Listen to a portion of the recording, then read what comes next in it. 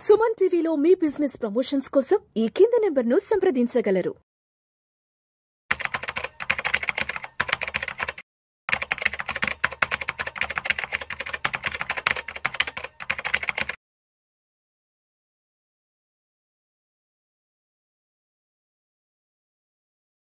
నమస్తే రేవంత్. నమస్తే అండి Revanth, welcome to Vishnu talks. Thank you sir. ఈ వీడియోలో ఎక్స్క్లూజివ్గా ఎవరైతే ప్రతిదీ ఈఎంఐలు పెట్టుకుంటున్నారో వాళ్ళ కోసంగా ఈ వీడియో మాట్లాడుకుందాం. నా దగ్గర ఒక చిన్న డేటా ఉంది. Sure sir. 70% ఐఫోన్లన్నీ కూడా ప్రతి ఒక్కరూ ఈఎంఐలు కొంటున్నారంట.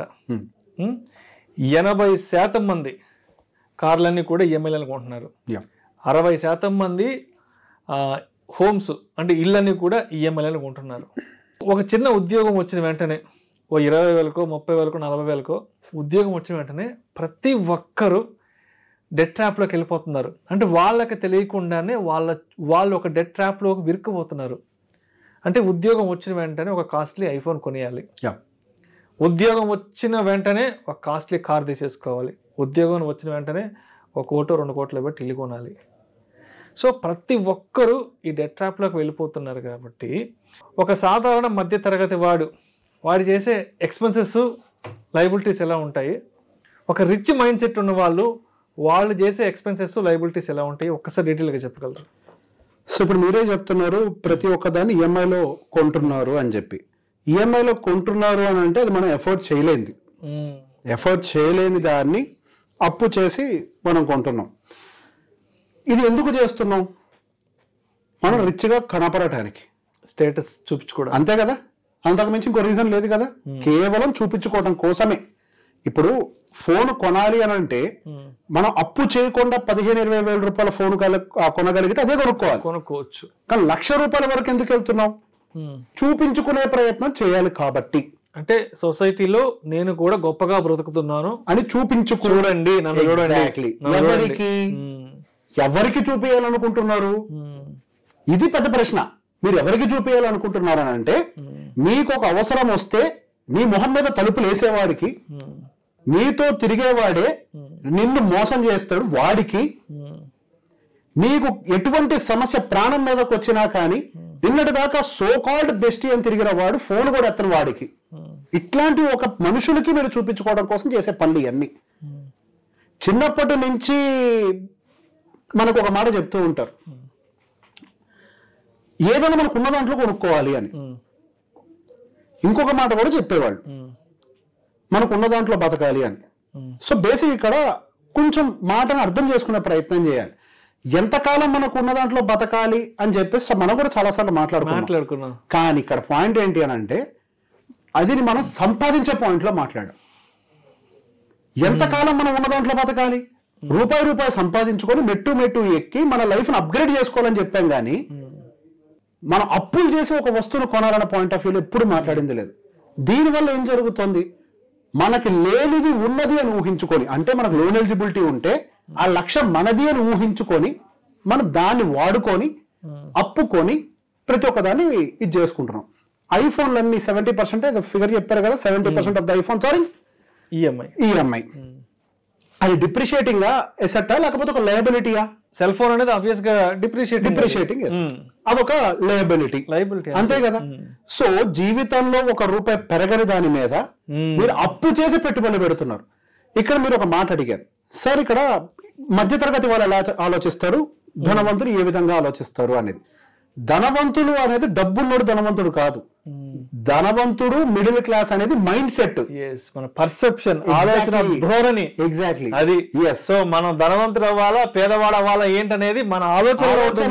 మనం వేసుకుని తిరిగే వస్తువులు, తిరిగే కార్లు కాదు. ఎగ్జాక్ట్లీ. సో బేసిక్ ఇక్కడ నిజంగా ధనవంతుడి మైండ్ సెట్, ధనవంతుడు అని అంటే డబ్బులు ఉన్నాడు అని అనుకోవద్దు. గొప్పగా ఆలోచించేవాడు ఏం చేస్తాడు అని అంటే, వాడు నిజంగా ఐఫోన్ కొనగలిగే డబ్బులు వాడి దగ్గర ఉంటే ఆ డబ్బులు పెట్టుబడి పెట్టి అవసరమైతే ఈఎంఐ తీసుకుంటాడు. ఆ డబ్బుల్ని పెట్టుకొని పని చేస్తాడు. వాడి అవసరాల్ని వాడు సొంత డబ్బులతో ఎప్పుడు తీర్చుకోడు. మీరు ఏ పెద్ద వ్యాపారస్తుడైనా చూడండి, వాడు డబ్బుల్ని పెట్టుబడి పెట్టి బ్యాంకు దగ్గర నుంచి లోన్ తీసుకొని వ్యాపారం చేస్తాడు. వాడి దగ్గర డబ్బులు పెట్టుకొని చేస్తాడు ఆ పని. ఇక్కడికి చిన్న తేడాను అర్థం చేసుకోవాలి. ఏమంటే ఒక రాంగ్ ఎగ్జాంపుల్ తీసుకుంటారు, అప్పు తీసుకోకుండా ఎదగలేము అని చెప్పి. 100% కరెక్టే, కానీ ఏ పర్పస్ తోటి తీసుకుంటున్నాం అనేది ఇక్కడ ఇంపార్టెంట్. ఆ తీసుకునే అప్పు మనల్ని ఏం చేస్తుంది, ఎంత వరకు తీసుకెళ్తుంది అన్నది మనం ఆలోచించాలి. ఎగ్జాక్ట్లీ. సో బేసిక్ ఏ పర్పస్ తో ఇక్కడ మనం అప్పు చేస్తున్నాం, purpose of debt is very important here. అది పెట్టుబడి పెట్టుకో, మీ దగ్గర డబ్బులు పెట్టుకొని కూడా దాన్ని పెట్టుబడి పెట్టి దానికోసం మీరు అప్పు చేస్తున్నారా కొనడం కోసం, లేకపోతే మీ దగ్గర డబ్బులు లేకపోయినా చూపించుకోవడం కోసం మీరు అప్పు చేస్తున్నారా, అది ఇక్కడ పెద్ద ప్రశ్న. ఎప్పుడైతే మీరు చూపించుకోవడం కోసం అప్పు చేస్తారో కన్సిడర్ యువర్ గాన్, అయిపోయింది పని. మీరు మధ్య తరగతి నుంచి దిగువ మధ్య తరగతిలోకి మీ పరిస్థితులు మీరే దిగదాచుకున్న వాళ్ళు అయిపోతారు. ఒకరికి చూపించుకోవటం కోసం ఏ పరిస్థితిలో కూడా మనం ఏది కూడా కొనాల్సిన అవసరం మనకి లేదు. ఇప్పుడు మీరు కేవలం వస్తువుల గురించి మాట్లాడుతున్నారు, పెళ్లిళ్ళ పాయింట్ ఆఫ్ వ్యూలో కూడా అప్పులు చేసి పెళ్లిళ్ళు చేసేవాళ్ళు బోలెడంత మంది. ఆ పెళ్లికి వచ్చిన వాడికి చూపించుకోవడం కోసమే కదా మీరు అంత ఘనంగా పెళ్లి చేసేది. వాడు అక్కడ భోజనం చేసి అక్షంతలు తీసుకొని పైన వాడి మీద వేసుకుంటూ వాడు మనసులో ఏమనుకుంటాడు, అరే వాడు ఈ కూర సరిగ్గా చేయలేదు, 3 సార్లు వేస్తారు కదా, ఒకసారి కూర సరిగ్గా చేయలేదు, ఒకసారి నాకు సరిపడా అన్నం పెట్టలేదు, అరే మొత్తం పెట్టాడు కానీ పాన్ పెట్టలేదు. ఈ ₹1 కోటి ఖర్చు పెట్టినా, 2 కోట్లు పెట్టినా, 10 కోట్లు పెట్టినా, ఆడ వెళ్ళేటప్పుడు ఏదో ఒక లోపం వెతికేసే వెళ్తాడు కదా. ఎవరికండి మీరు చూపించుకోవడానికి ప్రయత్నం చేసేది? ఆ డబ్బులే ఉంటే ఓ మంచి భూమో, ఓ మ్యూచువల్ ఫండో, లేకపోతే ఒక ఇల్లు ఏదో కొనుక్కునేవాళ్ళు కదా. సో బేసిక్ గా సమాజంలో చూపించుకోవడానికి చేసే ఏ ఒక్క పనైనా కానీ మీ స్తోమతని, మీ స్థాయిని తగ్గించేసేదే. ఈ విధంగా ఎవరైతే ఆలోచిస్తారో వాళ్ళ స్థాయి కూడా తక్కువ స్థాయి నేను చెప్తా. ఎవరైతే గొప్పగా నేను చేసి చూపించకపోతే అవుతున్నాడు తక్కువగా అనుకుంటాడు అని అనుకుంటారు చూసారా, వాడు తక్కువడే. అట్లా అనుకునేవాడైతే పరమనీచుడు, వాడు దేనికి పనికి రానోడు. ఇప్పుడు వాడు నువ్వు ఖర్చు పెట్టే డబ్బుకు విలువిస్తున్నాడా, మీకు విలువిస్తున్నాడా? మీరే కేటగరైజ్ చేసుకోండి. మిమ్మల్ని పట్టించుకోవడం గురించి మీరెందుకు పట్టించుకోవాలి? పెట్టుబడులు అనేవి మనం ₹1 దాచిపెట్టి చేసుకునేవి, ఇట్లాంటివన్నీ కూడా అప్పు చేసి చేసేవి. మనకి ఏది కావాలో ఎంచుకోండి. ₹1 దాచుకుని పెట్టుబడులు పెడతారా, ₹1 దాచుకుని అప్పులు పెడతారా, ఇట్లాంటి వాటి కోసం. సో సరిగ్గా ప్లాన్ చేసుకోకపోతే అన్నసరిగా కెరియర్లు అన్నీ పాడైపోతాయి, మన జీవితాలు పోతాయి. ఇంతకుముందు ఒక మాట కూడా చెప్పా, ఇల్లు అనే పర్స్పెక్టివ్ చెప్పాను. యాక్చువల్గా నేను ఇల్లు కడితే మీ పిల్లల జీవితం అంధకారంలోకి మీరే నెట్టినట్టే అని చాలా కాంట్రవర్షియల్ వీడియో, 6 months బ్యాక్ చేసాం, చాలా కాంట్రవర్షియల్ అయింది అది. ఇప్పుడు కూడా అదే చెప్తున్నా. అప్పుడు ఇల్లు అని చెప్పా ఎందుకంటే అది లోన్. యాక్చువల్గా నా పర్స్పెక్టివ్ ఏంటంటే నా స్థాయికి మించిన పని చేయటం. ఇక్కడ కూడా అదే చెప్తున్నా, ఒక ఫోన్ కొన్న జీవితాన్ని అంధకారంలోకి తోసినట్టే. మన స్తోమతకు మించి చేస్తే మన పరిమితి ఏంటో మనకి తెలిసి ఉండాలి. ఎంతలో చేస్తున్నాం, ఎందుకు చేస్తున్నాం మనకు తెలిసి ఉండాలి. If you can afford a 1 lakh phone, buy 50,000 phone. చేయగలిగిందంతా కూడా మొత్తం చేయకూడదు.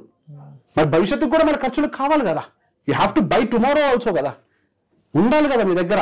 ఉన్న లక్ష ఇప్పుడే ఖర్చు పెడితే భవిష్యత్తును ఎవరు కొనిస్తారు? మీ జీవితంలో భవిష్యత్తును మీరే కొనుక్కోవాలి. మీ భవిష్యత్తును ఎవరు కొనియడు మీకు. ప్రతి ఒక్క దాన్ని ఈఎంఐలో కొని చూపించుకునే ప్రయత్నం చేయడం వల్ల మనకి ఏమీ రాదు. చేతనైతే కొనుక్కోండి, చేత కాకపోతే వదిలేయండి. చూపించుకోవడం కోసం ఏది చేయకండి. Thank you so much Revanth. Most welcome sir.